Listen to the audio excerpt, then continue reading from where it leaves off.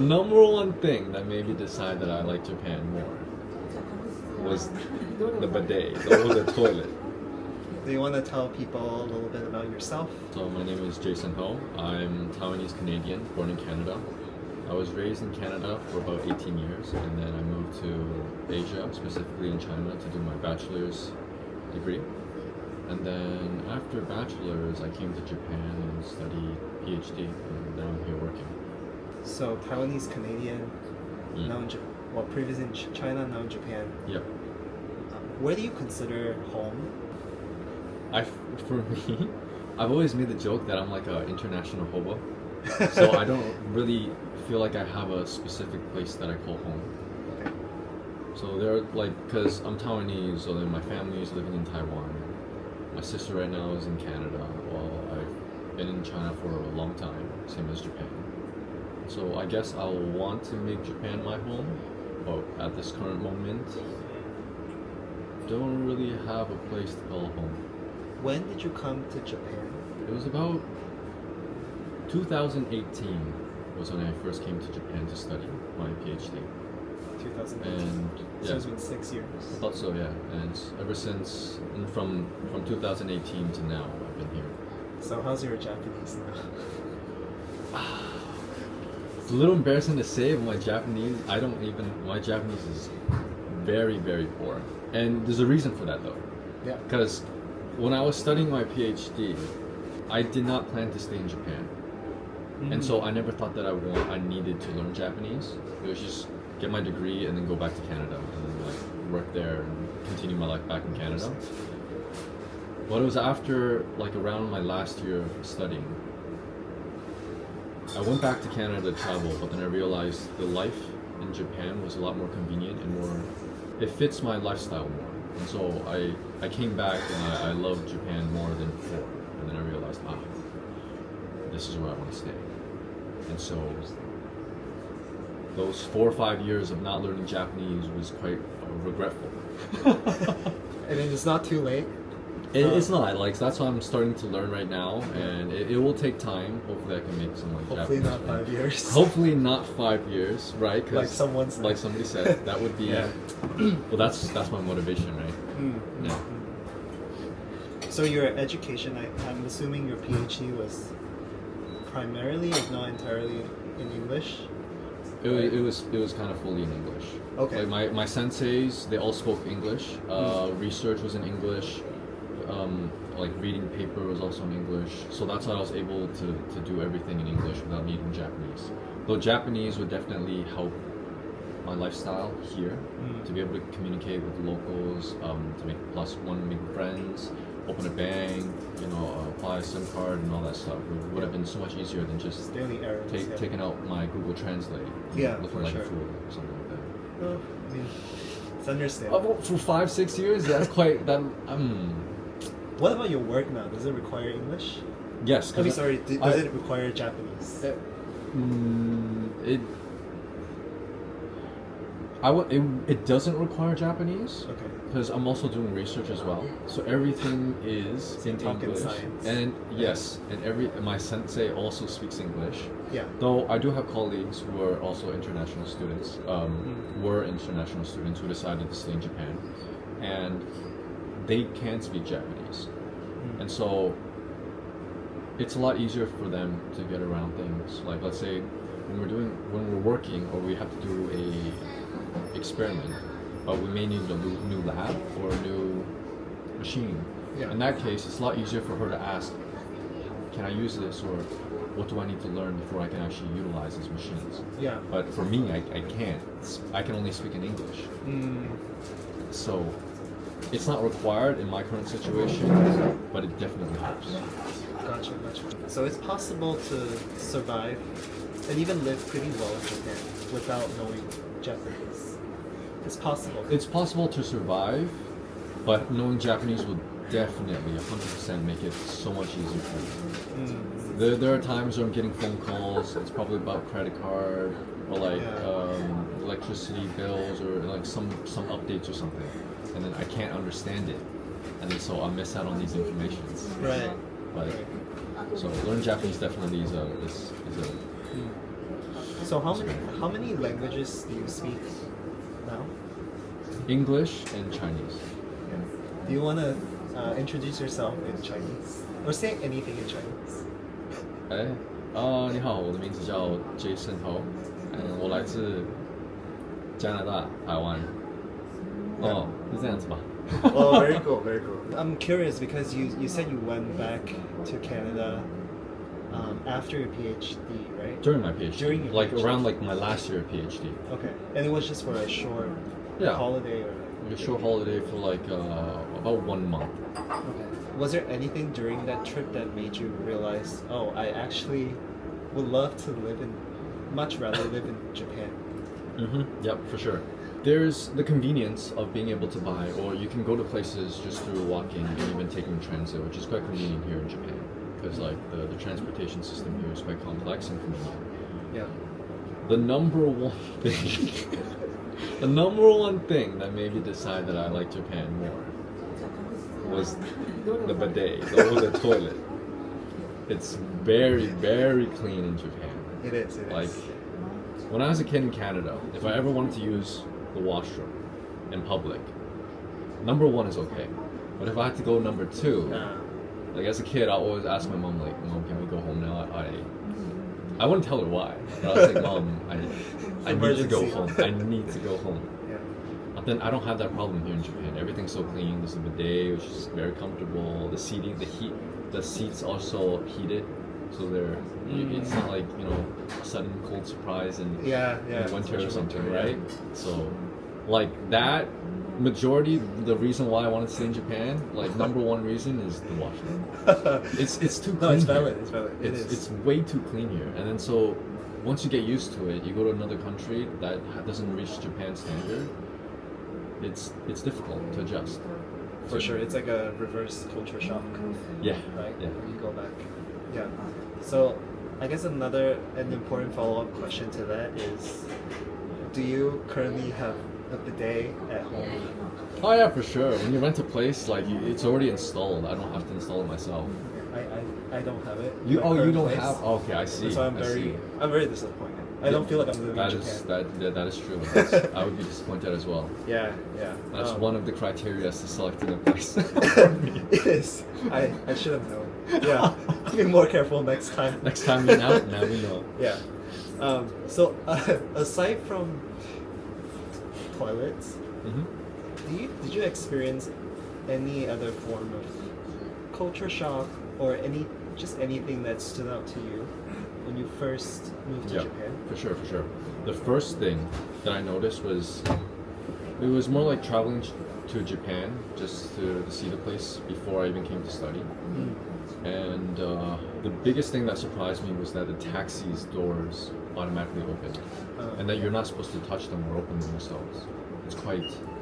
Is it not kind of in a way. You can see from like the taxi driver's face, he's not happy with it, right? It's like you're defeating the purpose of my. Well, automated. I guess in one sense, the automation prevents, let's say, if your hands, people from touching it, right? And so if there's any flu going on or something like that, it can prevent stuff like that.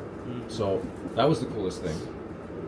Other thing was that I think it was just more.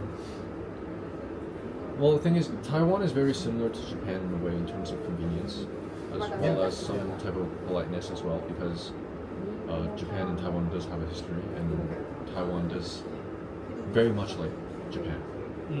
And so, onsen wasn't a big problem for me. Like, however you have to bathe nude, that wasn't a problem, since I already got used to the Taiwan culture, because we have similar cultures. So I won't say there's not too much culture shock, but there are some things that are new that I've experienced in Japan, which are very cool. But culture shock wise, I think I've already adapted. I had preparations when I was in Taiwan for coming to Japan. So it's good. Have you ever lived in Taiwan? I have for a couple years. Okay. Not for 1 year, but not consistently. Like breaks in between, on and off. Yeah. Okay. And were you studying there? Or were you working? What were you doing? Because my family's in Taiwan, and then so when I was a kid in Canada, it was just me, my siblings, and my mother. And then so I was gonna say like natsuyasumi, but every summer vacation, we would always go back to Taiwan, and then that would be like 1 or 2 months. So then every year I would go back to Taiwan, so I still visit. So I'm not too far off from Taiwan culture or something like that. Where does Taiwan rank in terms of places you want to live in? Like, how does it compare to Japan against its position? If you're comparing to Japan, oh, that's difficult. Yeah. One, I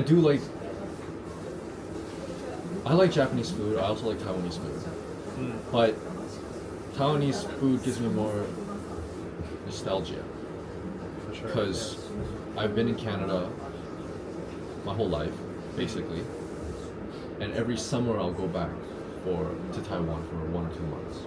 Yeah. And then so that childhood of Taiwanese food will always be there. Yeah. But in terms of if I want to like the best place to live for me, from my experience, because I haven't lived or been to a lot of countries, but I still appreciate like Japan more. It feels more comfortable. I think I just like that comfortable lifestyle, like the cleanliness and stuff. You're not a germaphobe. No. Actually.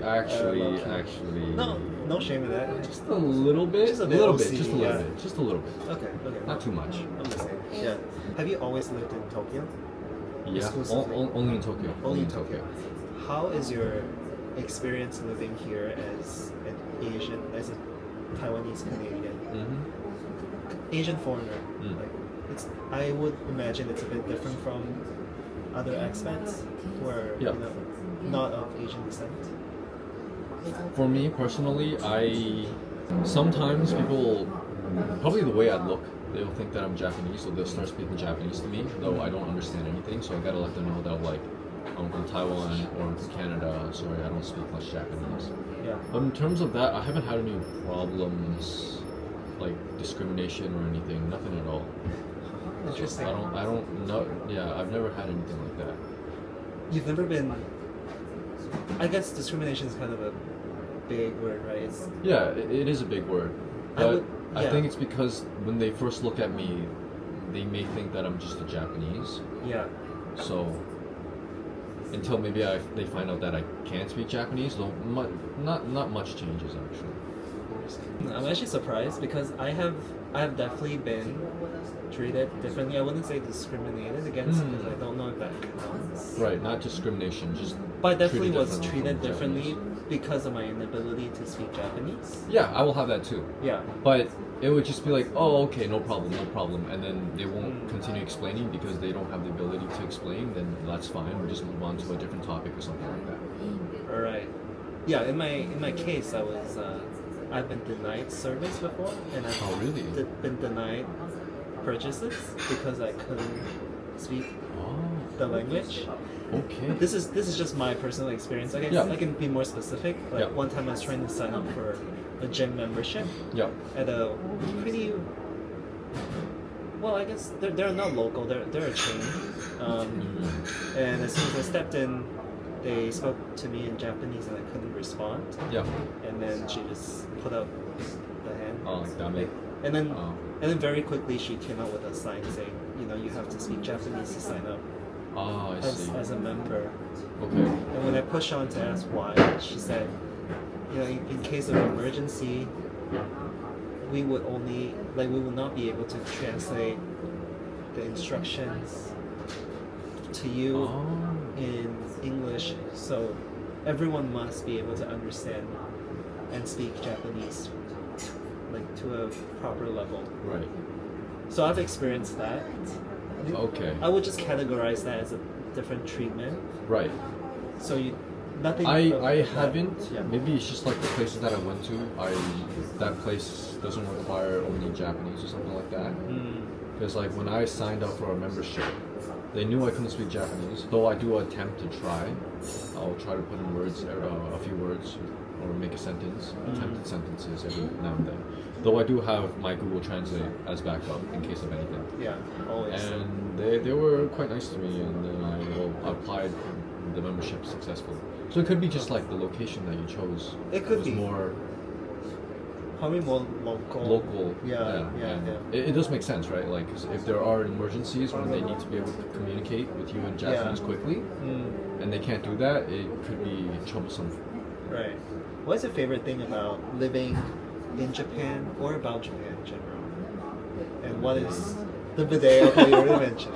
Okay, yeah, but yeah, go on. But what is one like least favorite thing? One favorite thing and one least favorite thing? Yeah. I guess you can just say the. I would least say favorite. I would say both of these are kind of interconnected. The Yeah. favorite thing I do like is I have my own freedom. I can do whatever I want, in a sense where I'm not bothered by other people. Though I like my own personal space. I like my own time. Like if I'm going places, like I don't want to suddenly just have a chat up or something. Though I'm fine with those, but I do enjoy my personal time and personal space.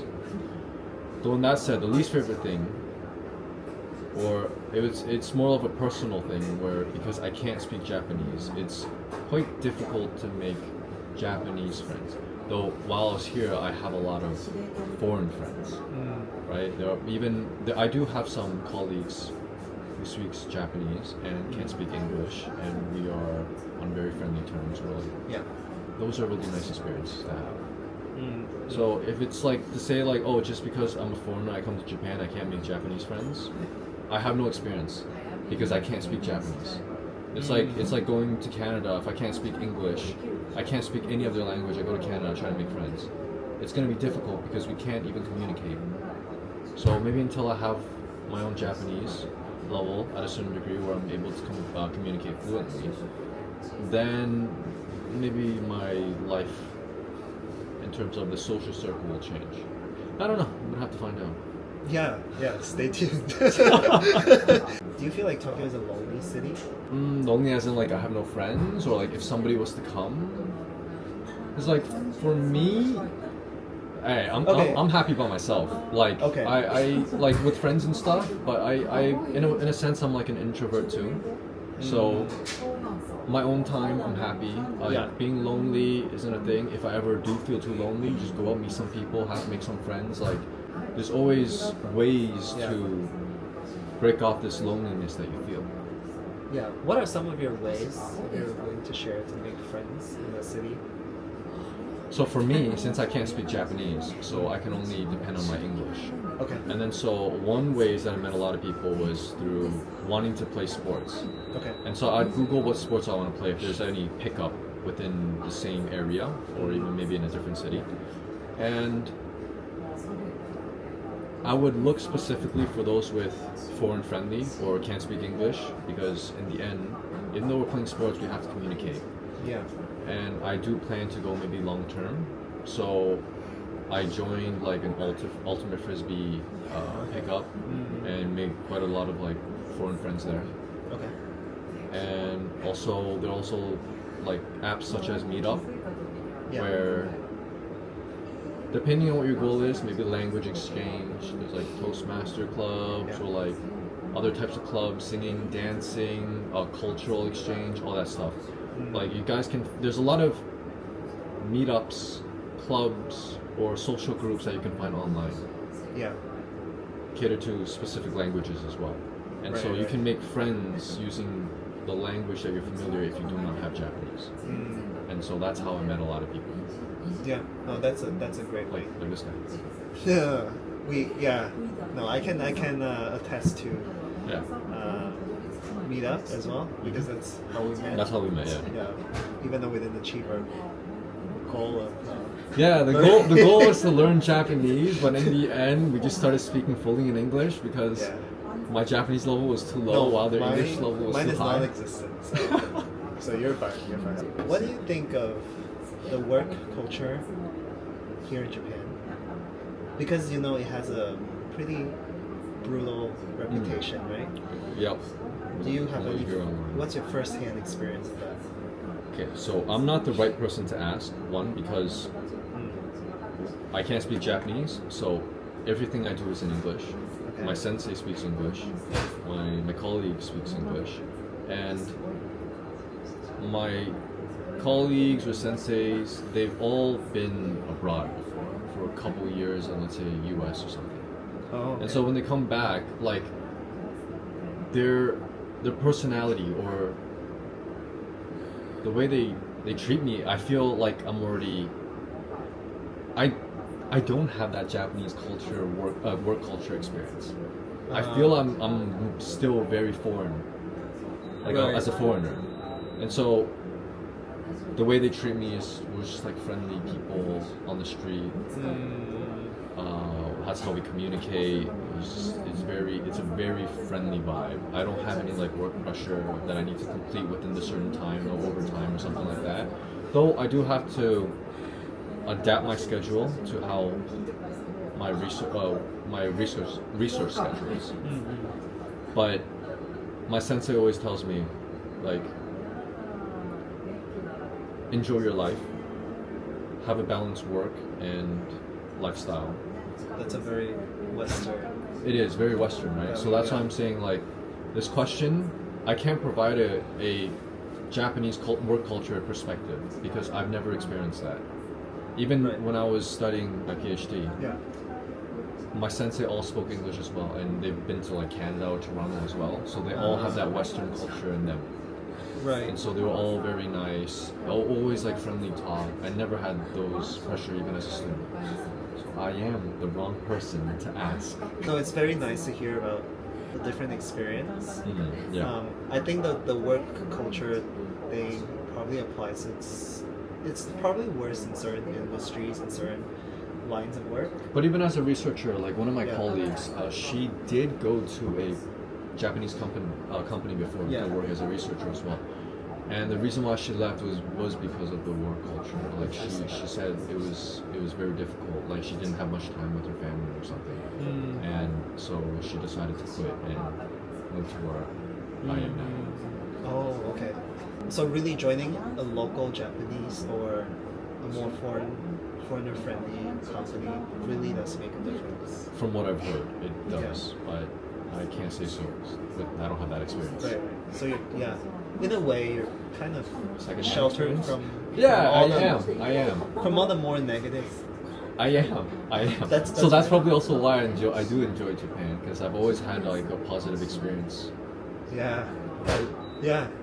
My study as well as my work, like it was all very friendly. So I never really felt that work culture pressure or something. Would you say Japan is one of the best? Wait, did you just say it's your favorite country to live in? At this moment, yeah, that's from my experience. Yeah, Would you consider living here long term? yeah, for sure. Well, without question. Yeah, for sure. Let me give you a hypothetical situation. Yep.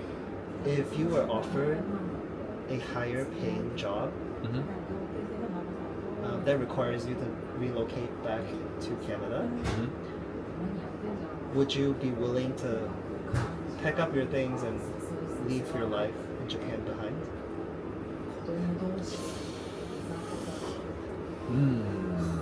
So for a higher paying job, I do understand.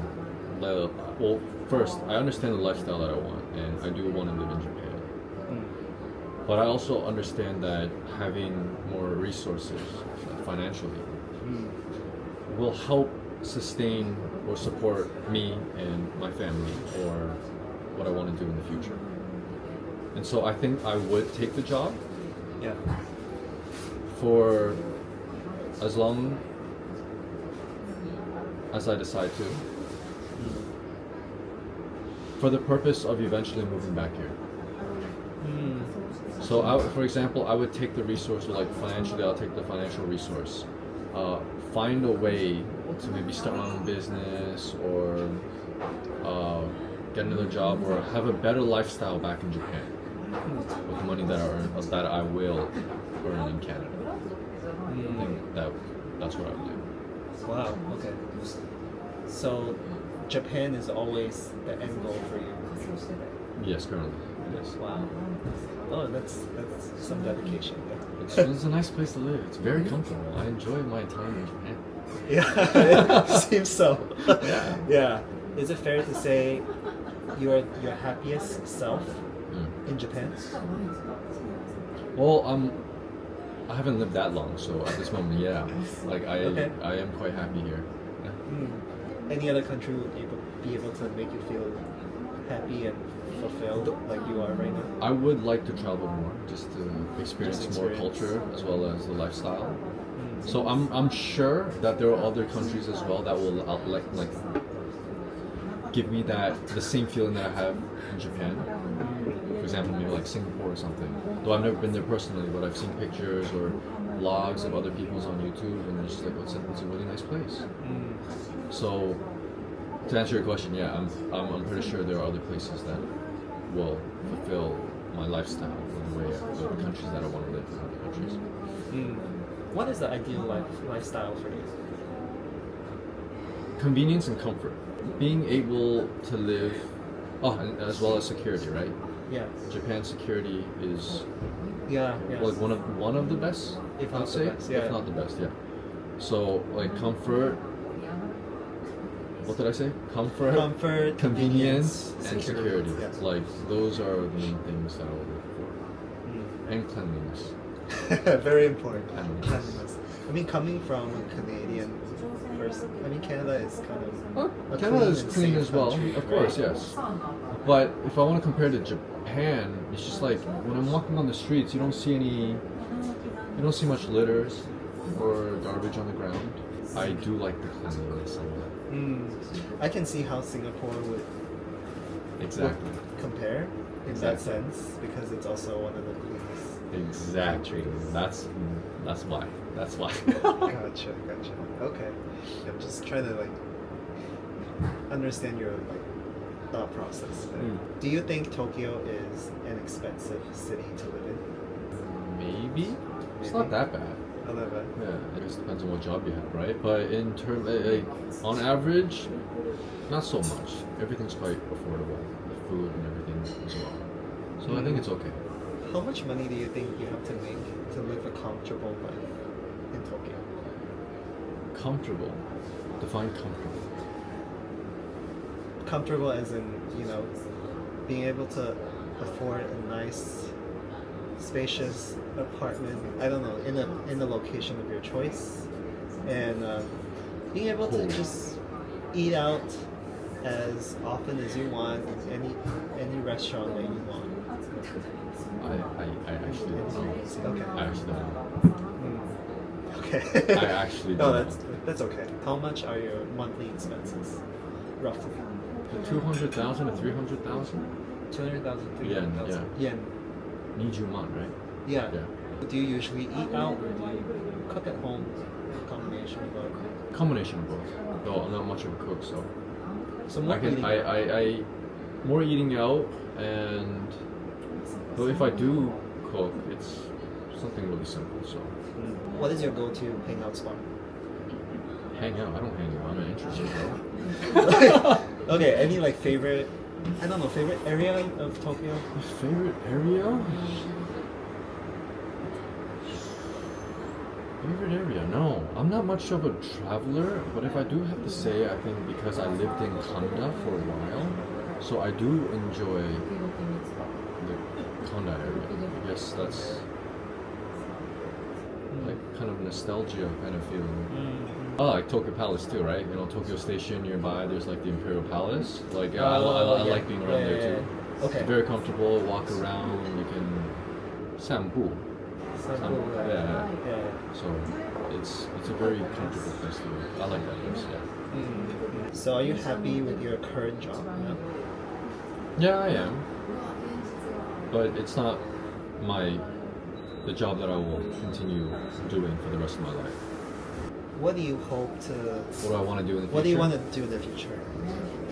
I don't know if I mentioned this before, but I do like thinking a lot, and it's not something that I can turn on or off. Yeah. So, but I do like the process of thinking, and so I think I would like to start my own business. What, in terms of like what niche or what aspect or what field, like I'm not sure. But being able to start something my own, and plus I do enjoy the freedom of not being locked in one place. So that's something that I want to do. That's definitely a goal that I think we both share. Yeah. In terms of starting an online business of sorts, and then obviously the location freedom and Yeah. ownership of your own Right. schedule and finance. Yes. Right? Do you think you're gonna start this business dream of yours in Japan, or I guess it doesn't really Well, matter. yeah, in terms of location-wise, since I'm going to start something online, then where I start doesn't really matter, right? Though, like, I do wish I do improve my Japanese to a certain degree where I'm able to work or have my business work in Japan. That would be great. But I don't have it now, so I can only stick with my English. For the time being, I For the hope. time being, yeah. Within 5 years, because that's my goal of improving my Japanese before 5 years. 5 years? Then you're gonna do better than that. Hopefully, a couple years, a few years. Yeah. Are you taking language classes or any lessons? Yeah, I take Japanese class every Saturday and Sunday online. So it's about 1 hour each. Yeah, I'm learning. I'm trying. That's great. That's great. I'm sure your future Japanese friends. Future Japanese friends. Jeez, that sounds so sad. But yeah. I mean, yeah, I'm sure the people will appreciate it. I'm sure I will make some true Japanese friends that don't know how to speak English. Like, just so I feel like I'm actually not depending on my English to make friends, but actually my Japanese skills. I would like that. I guess before we finish, do you have any advice you would want to give for people who are looking to move to Japan as a foreigner without much background or knowledge in the language or the country? Well, first, if without any knowledge, definitely do some searching to get some knowledge, right? Because like in terms of understanding more about Japan. Well, if your problem is not knowing Japanese, but you want to come, from personal experiences, that shouldn't be a problem. There are different ways you can come to Japan. For example, if you want to find a job, then find a job that requires you to speak English, or that doesn't require you to speak Japanese. Then it's possible. You just have to do some searching to find the right route or job position. Still come, yeah. Awesome. Yeah. Thank you so much, Jason. Yeah, thank you.